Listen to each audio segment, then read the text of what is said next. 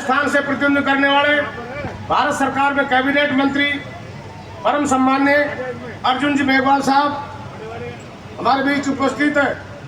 दोनों हमारे भारतीय जनता पार्टी दक्षिण और अलवर के जिलाध्यक्ष अशोक जी और उम्मेद भाया जी, पूर्व सांसद और पूर्व मंत्री सम्मान्य डॉक्टर जसवंत यादव जी, अलवर शहर से लोकप्रिय विधायक सम्मान्य संजय शर्मा जी, मुडावर से लोकप्रिय लाडले विधायक सम्मान्य मंजीत चौधरी जी, पूर्व विधायक मेरे भाई सम्मान्य राम हेत जी, पूर्व विधायक बनवारी लाल सिंगल जी, पूर्व मंत्री मंगलराम कोड़ी जी, पूर्व विधायक सम्मान्य खींची जी, सम्मान्य जयराम जाटव जी, रामकिशन जी मेघवाल जी, राष्ट्रीय मंत्री सम्मान्य पूजा कपिल जी, संदीप दायमा जी पूर्व चेयरमैन साहब, हमारे रामगढ़ से बब्बर शेर और वरिष्ठ नेता सम्मान्य ज्ञानदेव आहूजा जी, भाई सुपन जी और सभी उपस्थित भाई यूआईटी के चेयरमैन सम्मान्य देव सिंह शेखावत जी, प्रदेश मंत्री सम्मान्य महेंद्र यादव जी, पंडित धर्मवीर शर्मा जी, सभी पूर्व जिलाध्यक्ष वर्तमान जिलाध्यक्ष पार्टी के संगठन के पदाधिकारी और कोई भूल से रह गए होगी माफी चाहूँगा। सभी अलवर जिले से कोने कोने से आए इस जनहुंकार रैली के अंदर भारतीय जनता पार्टी के कार्यकर्ता बंधु मेरे से पूर्व सारी बातें सारे वक्ताओं ने रख दी। मैं यही कहना चाहूँगा कि इस गूंगी बहरी कांग्रेस की निकम्मी सरकार, अड़ंगे पर चलने वाली सरकार, जोड़ तोड़ से चलने वाली सरकार, जुगाड़ से चलने वाली सरकार और गहलोत की कुर्सी बचाने समर्थन देने वाले विधायकों को जंगल में राजस्थान का किसान, बेरोजगार, युवा, नौजवान ठगा हुआ महसूस करता है। शर्म आनी चाहिए। हमारे इस राजस्थान के अंदर बम ब्लास्ट जयपुर में हुआ, किसी भी सरकार होती है उसका एजी नियुक्त होता है, डबल एजी नियुक्त होता है। इनके एजी और डबल एजी ने कचन कमजोर पैरवी के कारण उनको फांसी की सजा होने के बजाय बरी हो गए। आज मैं शर्म आनी चाहिए पूरा राजस्थान का भारतीय जनता पार्टी के कार्यकर्ता। हमारे बीच भारतीय जनता पार्टी के प्रदेश महामंत्री और सुरेंद्र जी को भी संबोधित करेंगे। सम्मान्य भजनलाल जी शर्मा जी आए, उनका भी जोरदार तालियों से स्वागत करें, बहुत जोरदार तालियों से। आज जयपुर में रामलीला मैदान में इसी बात का धरना है कि इन हत्यारों को फांसी की सजा होनी चाहिए और सुप्रीम कोर्ट एसएलपी ये राजस्थान कोर्ट जाकर के राजस्थान सरकार जाकर के कहे। आज के बाद हम सब भारतीय जनता पार्टी के कार्यकर्ताओं में एक संकल्प ले रहे हैं। आने वाले समय में 2023 में भारतीय जनता पार्टी का परचम इस राजस्थान में कार्यकर्ताओं पर फैलेगा और 2024 में केंद्र में नरेंद्र जी मोदी के नेतृत्व में भारतीय जनता पार्टी की सरकार बनेगी। मैं अर्जुन जी मेघवाल जी को धन्यवाद देना चाहता हूँ। मैं समाज की तरफ से भी धन्यवाद देना चाहता हूँ कि हमारे देव महाराज जी की जन्मस्थली पर सम्मानित मोदी जी ने आकर के आशीर्वाद लिया और उन्होंने शोभा बढ़ाई। उन्हें अपने संस्कृत मंत्रालय अर्जुन जी मेघवाल ने बहुत बड़ा तोहफा देने का देवस्थली पे काम किया, तो इसलिए मैं देव इनको भी पूरी तरफ से धन्यवाद देना चाहता हूँ। आज इसके बाद हमारे नेतागण बोलेंगे, माने मेघवाल जी बोलेंगे, सारे भारतीय जनता पार्टी के कार्यकर्ताओं को एकजुट होकर के यहाँ से church road, off circus, off Tripolia और त्रिपोड़िया से मालाखेड़ा बाजार होते हुए कलेक्ट्रेट पर घेराव करेंगे और निकम्मी गूंगी बहरी सरकार को सारे अधिकारियों को घेरने का काम करेंगे। आप सब लोग इतनी बड़ी संख्या में आए, आप सबको बहुत बहुत धन्यवाद। जय हिंद, जय भारत। आप सभी लोग पीछे कुर्सियां हैं उन पर जाके बैठ जाएं। धन्यवाद आदरणीय भटाना जी। जब आप संबोधन दे रहे थे उसी समय हमारे बीच में भारतीय जनता पार्टी राजस्थान के प्रदेश महामंत्री आदरणीय भजनलाल जी भाई साहब पधारे। अलवर की इस पावन तपोभूमि पर हम आप सबका अभिनंदन करते हैं, बहुत बहुत स्वागत करते हैं आप सबका। और आपके अभिनंदन के लिए मैं माननीय जिलाध्यक्ष श्री अशोक गुप्ता जी और श्री उमेश सिंह जी भाई साहब से निवेदन करता हूँ कि आप आएँ, पार्टी का दुपट्टा पहनाकर आप अलवर की तपोभूमि पर भाई साहब भजनलाल जी शर्मा साहब का अभिनंदन करें, उनका स्वागत करें।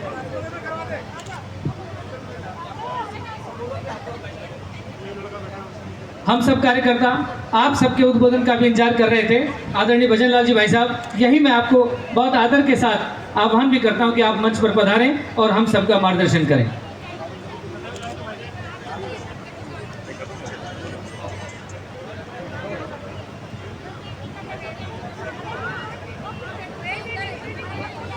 बोलिए भारत माता की। इतनी बड़ी संख्या है। और इस कंपनी बाग है मैदान, कंपनी बाग में तो ये सेंटर है, कम से कम आवाज पूरी तरह से जाए, इसके लिए दोनों हाथों की मुट्ठी भींच करके भारत माता का जय घोष करेंगे। बोलिए भारत माता की, भारत माता की, भारत माता की। आज के इस अलवर जिले के जन घेराव के कार्यक्रम में हमारे केंद्रीय मंत्री सम्माननीय अर्जुन जी मेघवाल साहब, जिनका कि अभी आपको उद्बोधन सुनने के लिए मिलेगा, हमारे अलवर जिले के दोनों पार्टी के हमारे अध्यक्ष भाई अशोक जी गुप्ता, भाई उम्मेद जी भाया, हमारे पार्टी के विधायक भाई संजय शर्मा जी, भाई मंजीत जी, हमारे पूर्व विधायक माननीय जसवंत सिंह जी, सम्माननीय ज्ञानदेव जी, सम्माननीय बनवारी सिंघल जी, मंगल राम कोहली जी, और हमारे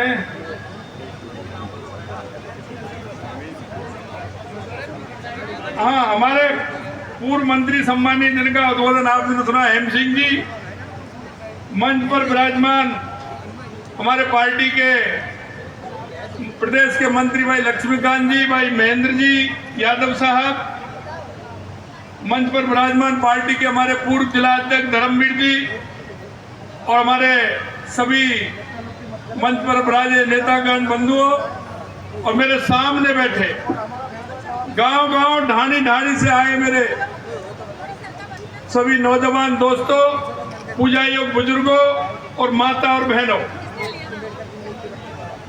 मित्रों, आपने देखा होगा, हमारे बंधुओं का उद्बोधन भी आपने सुना होगा। ये जन आक्रोश किस बात का जन आक्रोश? आपने देखा होगा भी कोई भी पार्टी जब चुनाव में जाती है तो वो अपना घोषणा पत्र लेकर के जाती है, वो जनता में जाती है, जनता के बीच में जाती है, और वो इस बात को कहती है कि अगर मेरी सरकार आती है तो मैं आपसे ये वायदा कर रहा हूं, इन वायदों को पूरा करने का काम करूंगा। वो उनका घोषणा पत्र होता है, और वो घोषणा पत्र ऐसे ही नहीं होता है। पार्टी के प्रमुख लोग उस पर बैठते हैं, केंद्र की भी उसमें सहमति होती है, जब जाकर के पार्टी का वो मैनिफेस्टो, वो घोषणा पत्र आता है। हम मान सकते हैं कि पार्टी कोई भी हो अपना घोषणा पत्र कर सकती है, लेकिन उससे पहले उसको सोचने का भी अधिकार है कि वो घोषणा पत्र में उन बातों को डाले कि जिनको भी पूरा कर सके। आपने देखा होगा 4 साल पहले, 4.5 साल पहले कांग्रेस की सरकार आई थी, इन्होंने वायदे किए थे, और जो इन्होंने वायदे किए वो ऐसे वायदे किए कि जो आज की भी घोषणा हो रही हैं। आज भी विधानसभा में जिस तरह से घोषणा कर रहे हैं, ऐसे ही उनके वायदे थे। पहले उन्होंने कहा कि हम किसानों का संपूर्ण कर्जा माफ करेंगे। भाई और जिले का तो कहीं हुआ नहीं, अलवर वालों का हो गया तो पता नहीं। अरे अलवर वालों का हुआ है क्या कर्जा माफ, संपूर्ण कर्जा माफ? तो किसानों में इस बात का आक्रोश नहीं होगा क्या? 0.5% वोट लेकर के ये सरकार बनी थी। किसान लोग इसके झांसे में आए थे कि हमारा संपूर्ण कर्जा माफ होगा। तो हम इस सरकार से इस बात को ही कहना चाहते हैं कि आपने अपने घोषणा पत्र में लिखा ये वायदा पूरा किया क्या? नौजवानों के साथ इन्होंने धोखा किया। नौजवान भी आ गया उस समय कि हमको बेरोजगारी भत्ता मिलेगा, हम आराम से अपना खर्चा चलाएंगे। तो हमारा नौजवान था वो भी झांसे में आ गया। इन्होंने एक बात और कही थी कि बिजली का दाम हम नहीं बढ़ाएंगे। इन्होंने एक बार नहीं, 2 बार नहीं, 3 बार नहीं, 5-5, 6 बार बिजली के दाम बढ़ाने का भी काम इस सरकार ने किया। मित्रों, हमारी ये जन आक्रोश यात्रा 1 दिसंबर को प्रारंभ हुई थी माननीय राष्ट्रीय अध्यक्ष जेपी नड्डा जी के नेतृत्व में, और हमारी 10 दिन तक हर विधानसभा में हमारी यात्रा चली। और इस यात्रा का उद्देश्य था कि हमें पूरी तरह से गांव में जाएंगे, हर ढाणी में जाएंगे।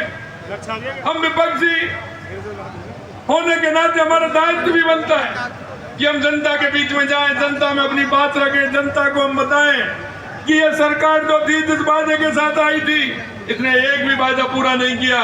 देखिए, अभी भी समय हमारे लोग आ रहे हैं ग्रामीण क्षेत्र से, सभी से अनुरोध करूंगा कि वो अपने स्थान ग्रहण करें और बैठे। इतनी बड़ी तादाद में लाइन लग करके लोग आ रहे हैं। मित्रों, ये इस कांग्रेस के प्रति आक्रोश है, और आक्रोश इस बात का है कि जो इन्होंने वादे किए वो वादे पूरे नहीं किए। और गहलोत साहब, आप कितने दिन होटल में रहे? आप सरकार बचाने के चक्कर में इस राजस्थान को बर्बाद करने का काम किया है। आपके हर एमएलए जो है कांग्रेस के, वो अपने क्षेत्र में मुख्यमंत्री लगे हुए हैं। वो वहां अगर कोई एक सीआई भी लगेगा, एक कोई भी पोस्टिंग में होगा, उस एमएलए के बिना नहीं होगा। एमएलए पहले उससे सौदा करेगा, और सौदा करने के बाद वो उसको वहां ज्वाइनिंग कराएगा। ऐसा राज, इस तरह का राज आज तक कभी नहीं हुआ। इस कांग्रेस के भ्रष्टाचार की जो स्थिति है वो आपने देखा होगा। कांग्रेस आखंड भ्रष्टाचार में डूबी हुई है, और ये तुष्टीकरण के आधार पर राजनीति करना चाहती है। अभी आपने 4 दिन पहले देखा होगा बालोतरा की घटना, कितनी निंदनीय घटना। एक विवाहित महिला के साथ दुष्कर्म किया जाता है, एसिड डाला जाता है, उसके मुंह को जलाया जाता है, उसके शरीर को जलाया जाता है, और जब पुलिस में रिपोर्ट करने के लिए जाते हैं तो सीआई उनको भगाता है, वापस भेज देता है। जो पार्टी के कार्यकर्ताओं को मालूम पड़ती है, जो पार्टी के कार्यकर्ता जाते हैं, उसके 24 घंटे बाद मुकदमा दर्ज होता है, और जोधपुर हॉस्पिटल में जब उसको रेफर करते हैं तो मां उसकी दर्दनाक मौत हो जाती है। इस तरह की घटनाएं राजस्थान के अंदर कितनी है, आपसे मैं कहना चाहता हूं। आप अलवर के तो सूर्य साक्षी, अलवर में भी घटना हुई, भीलवाड़ा के अंदर घटना हुई, कन्हैया लाल का जिस तरह से सिर तन से जुदा। ये क्या हो रहा है गहलोत साहब?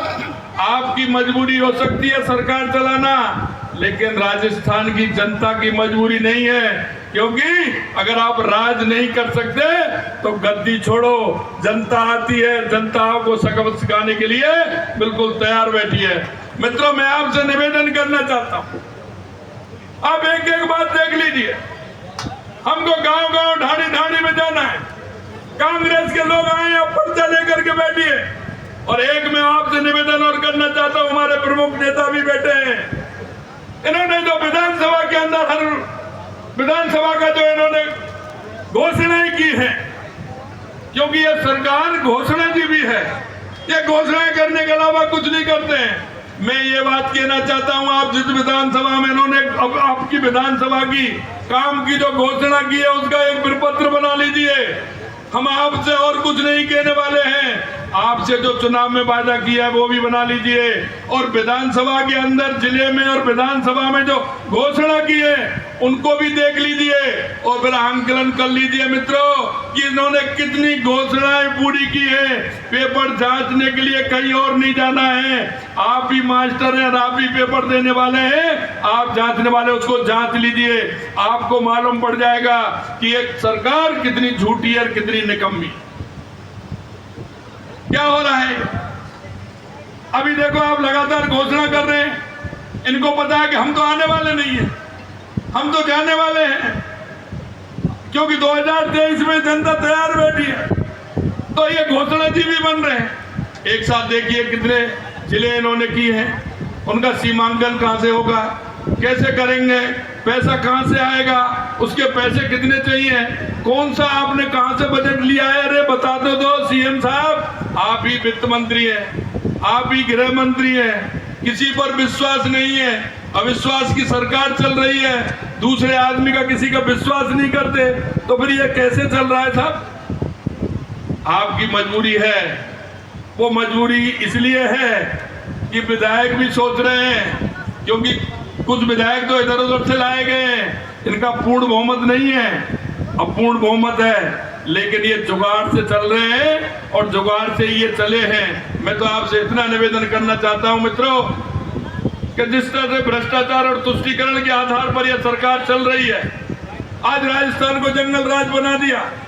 आंकड़ों के हिसाब से माननीय अर्जुन जी मेघवाल जी आपको पूरा बताने वाले हैं। मैं आपसे यही कहना चाहता हूं कि आपके यहाँ आए कांग्रेसी तो उनसे जवाब जरूर पूछिएगा, और 2023 और 2024 में इस गहलोत सरकार को, कांग्रेस की सरकार को जवाब देने का काम करना है, और इसको इस तरह से करना है कि आगे ये नहीं 5 साल या 5 साल, स्थायी रूप से राजस्थान से कांग्रेस को पूर्ण रूप से विदा करना है।